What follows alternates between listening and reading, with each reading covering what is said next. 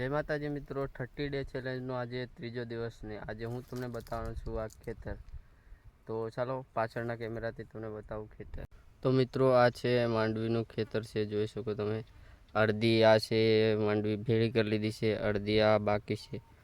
તો આવી રીતનું કંઈક માંડવીનું ખેતર હોય છે. માંડવી એટલે શુદ્ધ ગુજરાતી ભાષામાં બોલે તો મગફળી, અને એનાથી ખારી સિંગ બને, પછી અમુક તેલમાં વપરાય છે.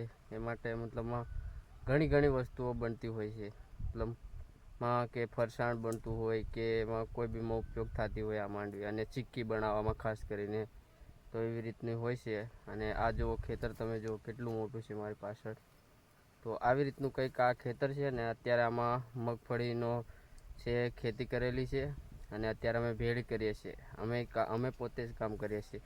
તો મિત્રો વધારે આ વ્લોગ લાંબો નહીં કરીએ, આ વ્લોગને અહીંયા પૂરો કરીએ. ત્યાં સુધી જય માતાજી, ફરી મળીશું નવા વ્લોગમાં.